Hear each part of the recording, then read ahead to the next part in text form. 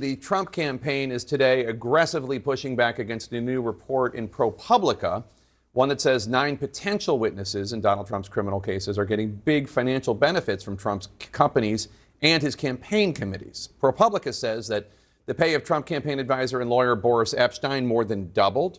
Trump Organization executive Allen Weisselberg got a $2 million severance package that bars him from voluntarily cooperating with law enforcement.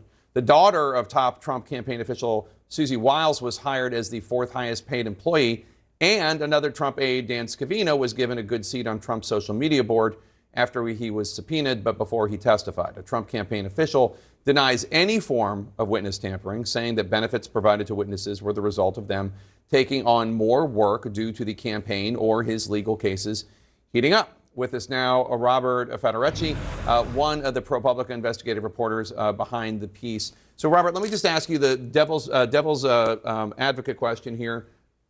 These are people who work very hard for Donald Trump.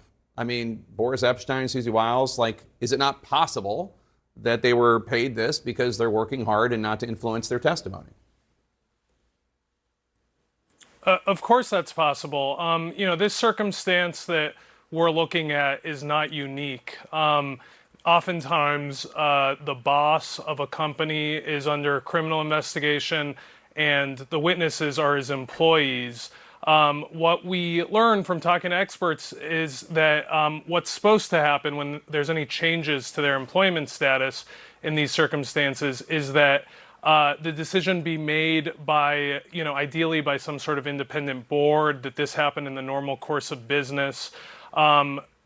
Trump is famously a micromanager and prides himself as a penny pincher. So the idea that, someone's payments being doubled, someone's salary going up by 20%, someone ending up on the board of his media company without his knowledge is a bit of a question given his history. One example in your reporting is a lawyer named Boris Epshteyn. He used to work at the White House.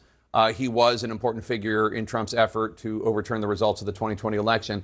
Here's a look at your graph that shows how Trump campaign payments to Epstein's company skyrocketed after he was indicted in cases where Epshteyn was a witness. Now, you talked to former Trump attorney Tim Parlatore. What did he have to say? I know we should note that he and Boris are not exactly the best of friends. Did Parlatore have any insight or explanation for that? Sure. I mean, what he said was that he didn't think that he was qualified for this position and that he was puzzled by this dramatic increase in payments. Other people we talked to said something similar. What the campaign said is that, his responsibilities simply increased. But when we sort of delved into that claim and asked, did the number of hours he's working increase? What they said was that, everyone's already working 24/7, and they were not really able to provide any detail. Secondly, we see that he is still doing work for other campaigns. He's taken on a new position completely outside of politics. So his attention is divided. And yet, again, there was this dramatic increase in payments from the campaign to his company. So, and ProPublica got a cease and desist letter from Trump's attorney, right, demanding that your article not be published, warning, quote, President Trump will evaluate all legal remedies. ProPublica published the article anyway, which means you're confident in the money trail you followed. What discovery stood out to you the most in the course of your reporting? Well, first of all, on the letter, of course, we take that kind of thing seriously. We actually received it while we were on the phone with the Trump campaign, vetting each and every fact that we plan to put in our story. We're very careful about that kind of thing. Which one stood out to me? I mean, we went into 9 examples in the story. What stood out to me was sometimes the timing of the events and the benefits. So in one example, a witness in one of former President Trump's cases between the time he got a subpoena to testify before the grand jury and when he actually did testify before the grand jury, he got a position on the board of Trump's media company. His affiliation with that company has been quite lucrative. He got a promissory note for $4 million promissory note that converted into shares of the company.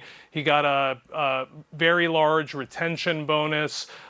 So his affiliation with that company has dramatically changed his fortunes. And again, it occurred between the time he got the subpoena and when he actually testified before the grand jury. So a Trump campaign spokesperson, you were talking about how you found it tough to imagine Donald Trump not being aware of raises and such, but a Trump campaign spokesperson, as you know, has said that Trump's not involved in determining how much campaign staffers are paid. What do you make of that? Well, you know,